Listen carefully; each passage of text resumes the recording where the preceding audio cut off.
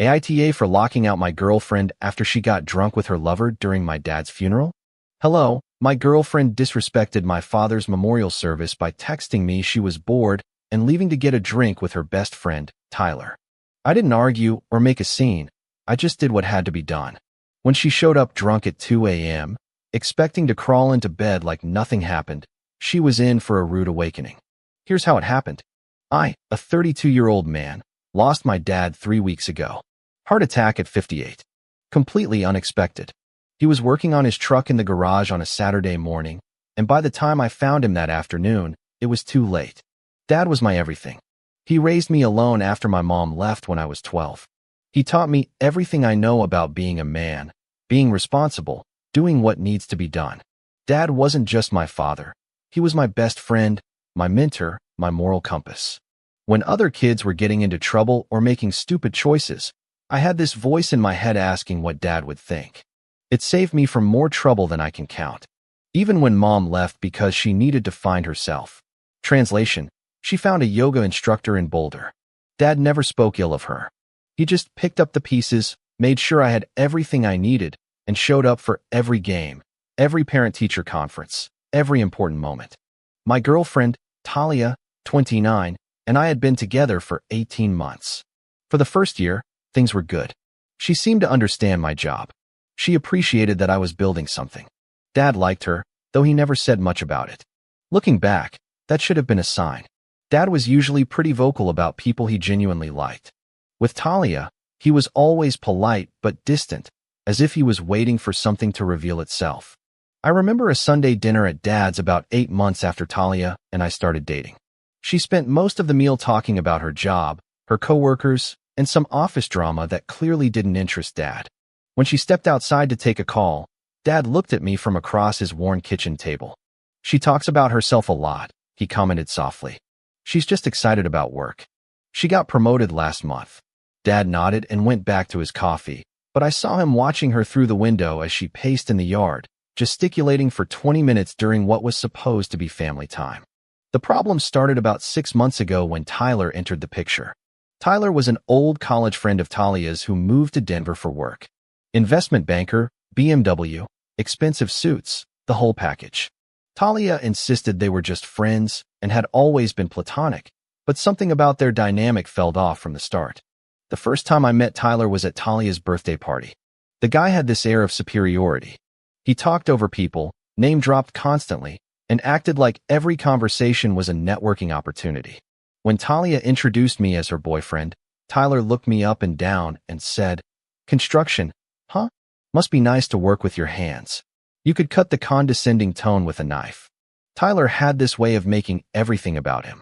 During Talia's birthday toast, he somehow managed to turn it into a story about their college days and an investment deal he'd closed. When people talked about local restaurants, he'd interrupt with stories of places he'd eaten in New York or San Francisco. The guy couldn't let anyone else be the center of attention for even 5 minutes, but Talia either didn't see it or chose not to. Tyler became a constant presence. Work dinners that lasted until midnight. Weekend brunches I wasn't invited to. Constant texts about inside jokes from college. "Tyler's my oldest friend," she'd say. "You have to trust me. Besides, you work 60 hours a week. Am I just supposed to sit at home alone?" So I backed off. I focused on work. I tried to be the supportive boyfriend. Big mistake. The red flags were all there.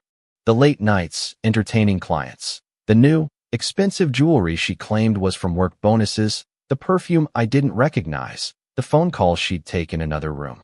The way her face lit up when she saw Tyler's name on her screen, compared to the obligatory smile she gave me when I walked in the door. She started criticizing things that never bothered her before. My apartment was too small and needed renovating. My truck was embarrassing for someone in my position. Even my clothes weren't professional enough for the events she wanted to attend. Each critique felt like a small cut, and they were adding up. Dad noticed the changes in her, too. The last time the three of us had dinner, about a month before he died, he pulled me aside afterward. "Son, I'm not going to tell you how to live your life," he said, washing dishes in that meticulous way of his.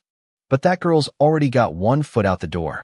The question is whether you're going to wait for her to tell you, or if you're going to see it for yourself." I defended her, of course. I said they were just friends, that she was stressed at work, that maybe I was being paranoid. Dad just nodded and handed me a plate to dry. You're a good man, Mason. Sometimes good men have to learn the hard way that not everyone has the same heart you do. He paused, choosing his words carefully. Your mother did the same thing before she left. Started finding fault in everything. The house, the neighborhood, my job, my friends. Nothing was good enough. I kept thinking if I just worked harder, if I fixed more things, if I made more money, she'd be happy again. This is different, Dad. Maybe, he said softly. But people show you who they are, son. When someone starts looking for reasons to be disappointed in you, they usually find them. Those were some of the last words he ever said to me about relationships. I wish I had listened to him. When Dad died, Talia seemed supportive. At first, she took time off work to help with funeral arrangements, called relatives, and handled logistics while I was in shock. For a moment, I thought maybe the crisis would bring us closer, that seeing me at my most vulnerable would remind her why she fell for me in the first place. But as the days went on, an impatience started to show. She'd sigh when I talked about Dad and change the subject when I shared memories. She acted annoyed when I needed space to grieve. 3 days before the memorial service, she actually said, I know you're sad, but you can't be like this forever. Your dad wouldn't want that. As if she knew what my dad would want. He'd want you to move forward, she continued, scrolling on her phone while I sat at the kitchen table, going through his personal effects. He'd want you to focus on your career, on us, on building something positive. The casual dismissal of my pain was staggering. Dad had been gone for 2 weeks, and she was already tired of dealing with my grief. This, coming from the woman who spent 3 days in bed when her favorite restaurant changed its menu. The memorial service was planned for Saturday afternoon at Dad's Union Hall. Nothing fancy. He wouldn't have wanted that. Just his friends, co-workers, family, and the people whose lives he had touched. Dad had specifically requested no religious service, just good food, good stories, and an opportunity for people to celebrate his life rather than mourn his death. I'd been planning it for 2 weeks, working with Dad's best friend, Charles, to get everything right. We rented the hall, arranged catering from Dad's favorite barbecue joint, and put together a photo display showing different stages of his life. The guys from the union were handling the music, classic rock and country, the stuff Dad hummed while he worked. Charles had been Dad's friend for over 20 years. They'd worked together on dozens of job sites and spent countless Sundays watching football and complaining about their backs. If Dad had a brother, it would have been Charles. The man drove 3 hours each way to help me plan everything. He refused gas money. He insisted it was what family does.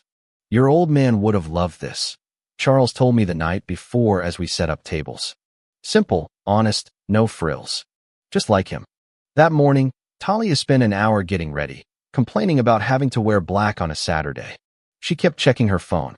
She seemed distracted, like she had somewhere better to be. When I asked if she needed help with anything, she waved me off dismissively. You know this isn't a cocktail party, right? I said, adjusting my tie, the same one Dad bought me for my first job interview. I know what it is, Mason. I'm being supportive, she said, but her tone suggested the opposite. She said it like showing up to my father's memorial was some kind of favor she was doing for me. We got to the hall around 1 p.m. People were already gathering. Dad's crew from the construction company, neighbors from his street, the guys from his bowling league, and distant relatives I hadn't seen in years. Everyone had stories about how Dad had helped them move, fix their cars, or just showed up when they needed him most. Mrs. P from down the street told me about the winter Dad shoveled her driveway every morning after her husband had a stroke. Jimmy, from Dad's crew, talked about how Dad had fronted him money for his daughter's wedding and refused to let him pay interest. They weren't grand gestures, just the quiet kindness of a man who understood we're all in this together. The service itself was perfect. Charles gave a speech about Dad's work ethic and integrity, about how he'd rather redo a job 3 times than turn in something he wasn't proud of. My Uncle Daniel spoke about how Dad raised me alone without ever missing a beat, how he never made me feel like I was lacking because I didn't have a mother around. Uncle Daniel's speech hit me hard. He talked about visiting when I was in middle school, how Dad would come home exhausted from work but still help me with my homework every night. He said he asked Dad how he did it, working a 10-hour day, then coming home to be both parents. My uncle said Dad just shrugged and said, "That boy is my whole world. Everything else is just details." The guys from Dad's crew shared funny stories about his terrible coffee and his habit of humming while he worked, about how he'd slip $20 bills to the new guys who were struggling to make ends meet, how he'd stay late to help anyone who was behind on their work without asking for anything in return. I spoke last, managing to get through my prepared words about the man who taught me everything about being decent. I talked about his patience, his principles, the way he could fix anything with his hands and solve any problem with common sense. About how he taught me that your word was your bond, that showing up was half the battle, that treating people right mattered more than getting ahead. Through it all, Talia sat beside me, scrolling on her phone. I noticed it during Charles's speech. Her screen would light up, she'd read something, and tap out a reply. During my uncle's words about Dad's sacrifice and dedication. During the slideshow of photos of Dad at my Little League games, teaching me to drive, helping me move into my first apartment. Even during the moment of silence, she was texting. People were seeing it. Dad's friends, my co-workers, family who had known me since I was a kid. They could all see my girlfriend treating my father's memorial like a boring obligation she couldn't wait to escape. The disrespect was blatant, and it was a reflection on me, too. Charles kept glancing over at her during his speech, his expression growing more disapproving each time he saw her on her phone. Mrs. P., who had known me since I was in diapers, shot Talia a look that could have melted steel. Even my teenage cousin put his phone away when he saw what was happening. I didn't say anything. It was Dad's day, and I wasn't going to create drama that would take the focus off celebrating his life. But inside, I was breaking a little more with every buzz of her phone, with every display of indifference to the man who shaped everything good in me. The breaking point came at 3:30 p.m., just as we were transitioning from the speeches to the social hour. My phone vibrated with a text from Talia, who was sitting right next to me. "This is boring. I'm leaving to get a drink with Tyler. He's been texting me all afternoon about some new place downtown. Don't wait up." I read the text twice, making sure I understood. During my father's memorial, sitting beside me while people shared stories about the man who raised me, she was planning her escape to go party with Tyler. The cruelty of the gesture was staggering. Not just that she was leaving, but how she was doing it. The dismissive "this is boring" about people honoring my father's memory. The complete lack of shame in abandoning me on one of the hardest days of my life. The brazen admission that she'd been texting with Tyler throughout the entire service. I looked over at her. She was already gathering her purse, putting on her jacket, getting ready to leave. She leaned in and whispered, "See you later. Just tell people I wasn't feeling well." So she also wanted me to lie for her, to cover up her disrespectful exit with a face-saving excuse, to make her look like the victim of a sudden illness instead of what she really was. A woman who couldn't be bothered to support her boyfriend at his father's memorial. I didn't reply to the text. I didn't argue. I didn't make a scene. I just watched her walk out of my dad's memorial to go get drunk with the man she had probably been involved with for months. Charles noticed her leave. "Everything all right, son?" "Yeah," I said, putting my phone away. "Everything's fine." And in that moment, I meant it. Clarity hit me like a lightning bolt. Dad was right. She'd had one foot out the door for months, maybe longer. Now she had shown me exactly who she was when it mattered most, and I was finally ready to see it. The rest of the memorial was beautiful. Without Talia's negative energy and constant phone use, I was able to be truly present for the people who came to honor Dad. We shared stories, ate good food, and laughed remembering his stubbornness and his bad jokes. His spirit was all over that room. People kept coming up to me with memories I'd never heard. The time Dad drove 4 hours to help a former coworker move just because the guy had no one else. How he'd paid for Christmas presents for a family whose father had been laid off, never telling anyone it was him. How he'd leave grocery store gift cards for elderly neighbors, always with some excuse about winning them in a raffle. Around 6 p.m., as we were cleaning up, Charles pulled me aside. "Your girl seemed to be in a hurry to leave." "She had other priorities," I said simply. Charles, who had been married to the same woman for 30 years, just nodded. He'd seen enough relationships come and go to know the signs. "Your dad saw things clearly, Mason. Maybe it's time you did too." "I think I'm starting to." "Good man. Your father didn't raise a fool." I drove home in Dad's old Ford truck, The same one he taught me to drive in, the one I inherited along with his tools and his work boots. The silence felt peaceful instead of empty. For the first time in months, I wasn't making excuses for someone else's behavior or walking on eggshells to keep the peace. The truck still smelled like Dad, coffee, sawdust, and that old aftershave he'd worn for as long as I could remember. His work gloves were still in the console. His favorite mug was in the cup holder. Driving it felt like having him with me one more time. Back at home, I looked around the apartment I shared with Talia and started seeing it in a new light. This was my place. My name on the lease, my furniture, my security deposit.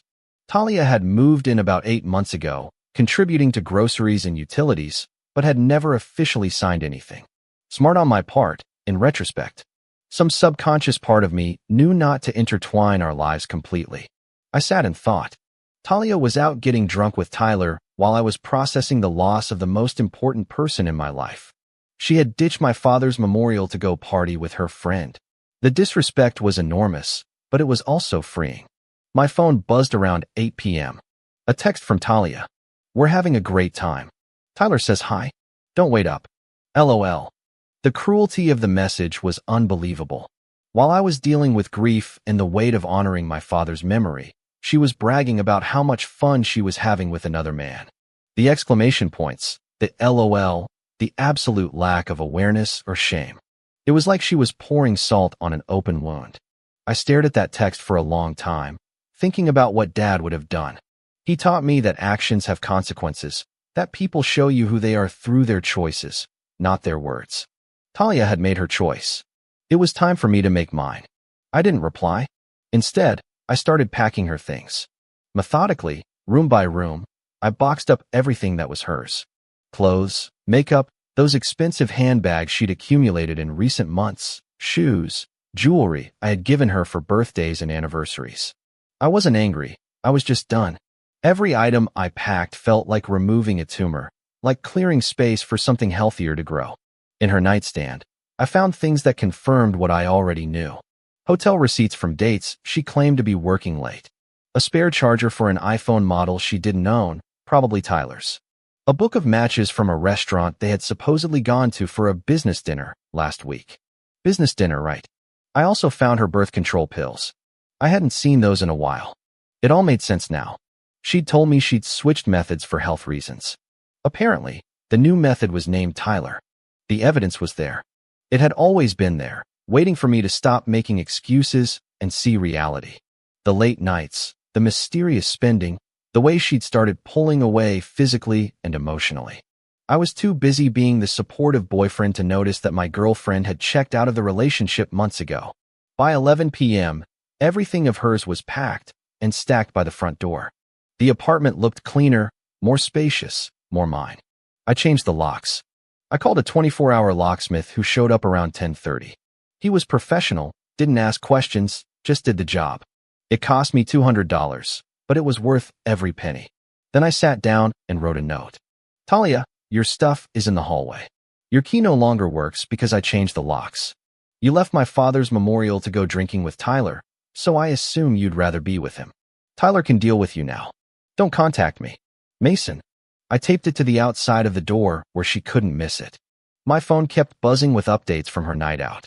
Pictures of cocktails, selfies with Tyler, videos from some trendy downtown bar. Each notification was a gift, more evidence that I was making the right call. She was documenting her betrayal in real time, too drunk or too careless to realize how incriminating it all was. Around midnight, I pulled Dad's dog tags out of the box of his belongings I had brought back from the memorial. I held them for a minute, thinking about his advice, his strength, the way he handled my mom leaving without ever losing his dignity or his principles. I get it, Dad, I said to the empty apartment. Thanks for teaching me what self-respect looks like. That night, I slept better than I had in months. The reckoning came at 2:17 a.m. I heard stumbling footsteps in the hallway, then the jingle of keys trying to fit the lock. Confused fumbling as the key failed to turn. Then, pounding on the door. Mason, open up. My key isn't working. Her voice was clearly drunk, slurring her words.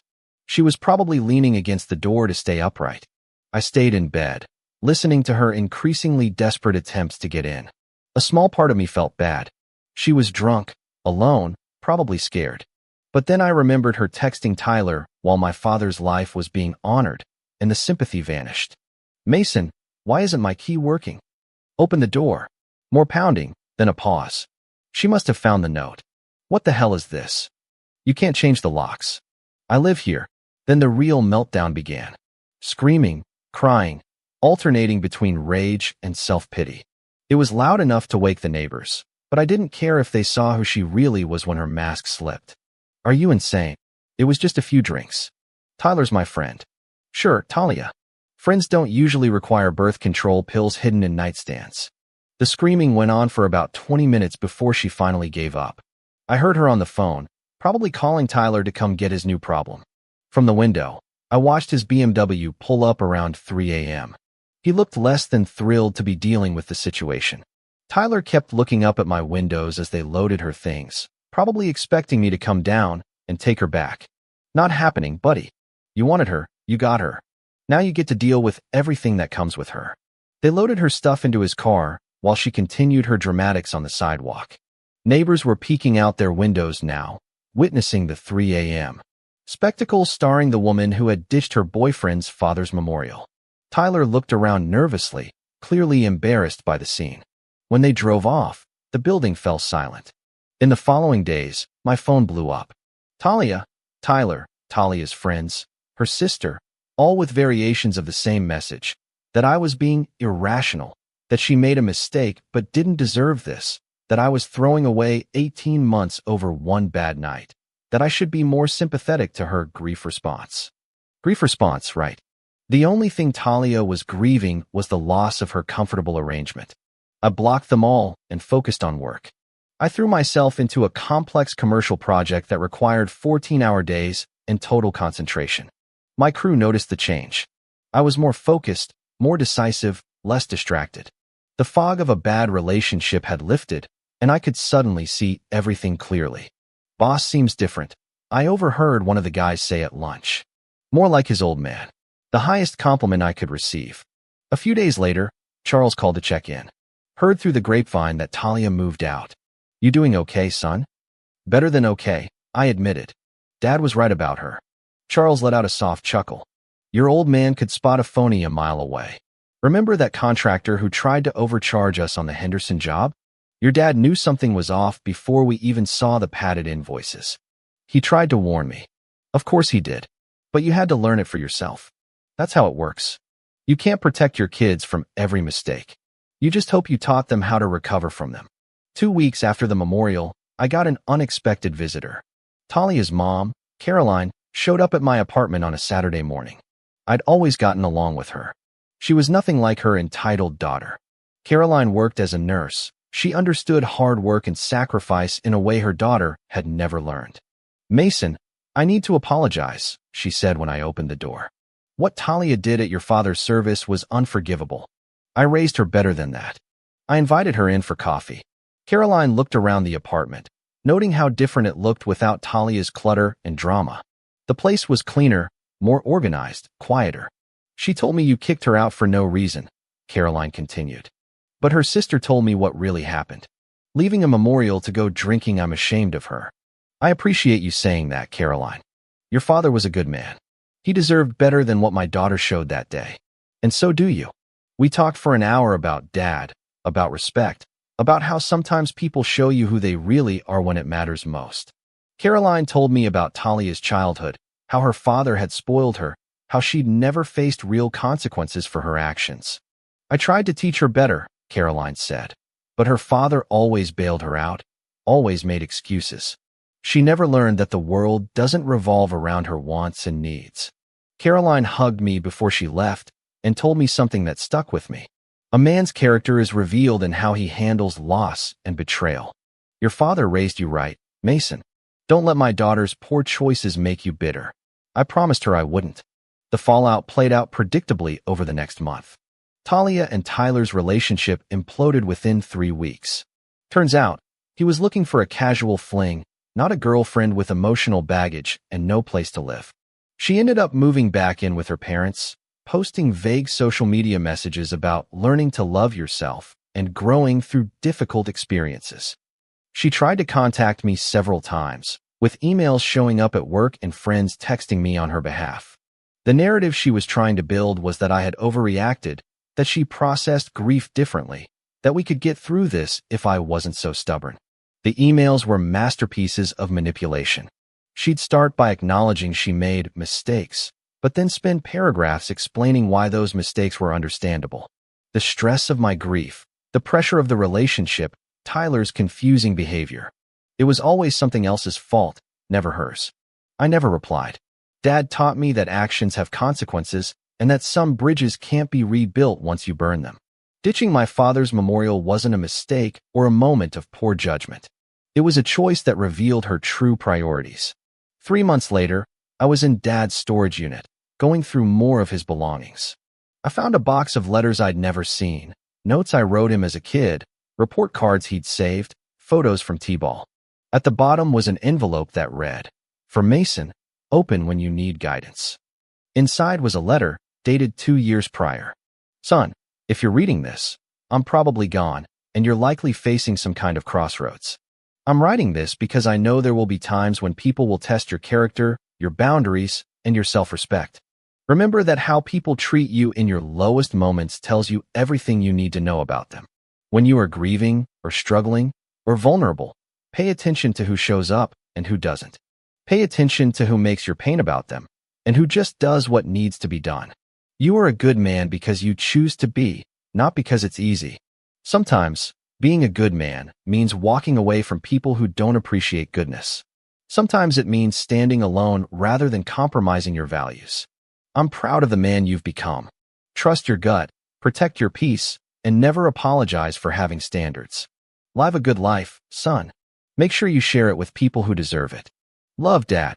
I sat in that storage unit and cried in a way I hadn't since the day he died. Not just from sadness, but from gratitude. Even in death, Dad was still teaching me, guiding me, believing in me. 6 months after the memorial, I met Sabrina on a job site. She was the architect for an office complex we were building, and she understood the blueprints better than half my crew.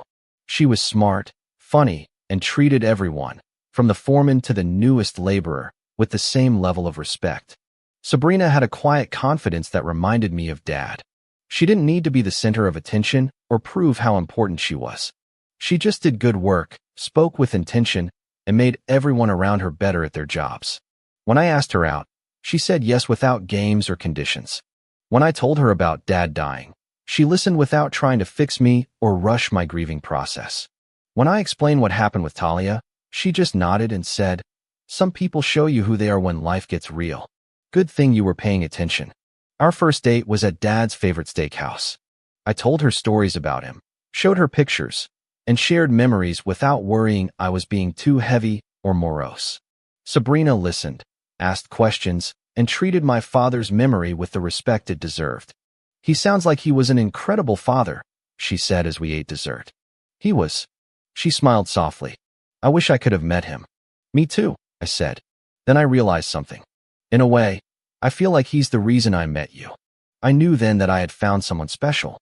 Someone who understood that the people we lose aren't really gone. They live on in the standards they taught us, in the values they instilled, and in the strength they showed us we had inside ourselves. A year later, Sabrina and I were planning our wedding. A small ceremony, just close family and friends. Simple, honest, no frills, exactly how Dad would have wanted it. Charles agreed to stand in for Dad, since he couldn't be there. Sabrina's parents, both school teachers, reminded me of Dad in their quiet dignity and strong values. The night before the wedding, I went to Dad's grave for the first time since the funeral. I brought his favorite cigar and sat on the bench nearby. "Well, Dad, I figured it out," I told his headstone. "Took me longer than it should have, but I learned to see what you saw. I found someone who deserves what I have to give." The wind picked up, rustling the leaves on the oak tree we'd planted next to his grave. Maybe it was just the weather, but it felt like a nod of approval. "Thanks for teaching me about self-respect. Thanks for showing me what real love looks like. And thanks for that letter. Perfect timing, as always." I left the cigar on his headstone and walked back to my truck. The next day, I was marrying a woman who had shown up at every planning meeting, who had helped cook dinner for Dad's old friends, and who had listened for hours to stories about the man who raised me. Dad would have loved her. As I drove home, I thought about Talia's text from that awful day. This is boring. I'm leaving to get a drink with Tyler. The cruel dismissal of my father's memorial. The casual indifference of choosing her fun over my grief. She called it boring, but Dad's life, his values, his example, none of it was boring. Teaching your son to be a good man isn't boring. Showing up for 30 years isn't boring. Building something real, something that lasts, is the opposite of boring. It's everything that matters. I pulled into the driveway of the house Sabrina and I had bought together, the place where we would build our life, and I smiled, thinking of Dad's last piece of advice. Trust your gut, protect your peace, and never apologize for having standards. Mission accomplished, old man. Mission accomplished. Comment. This story is a powerful reminder that our deepest pain can often lead to our greatest growth. It teaches us that true strength is not only about walking away from what is wrong, but actively walking toward what we deserve. The right people will honor our journey, respect our standards, and stand with us in our most vulnerable moments. I hope this encourages you to trust your instincts, protect your peace, and remember that you are worthy of a love that truly sees and values you. If you like the stories, don't forget to leave a comment and support the channel by subscribing. See you in the upcoming stories.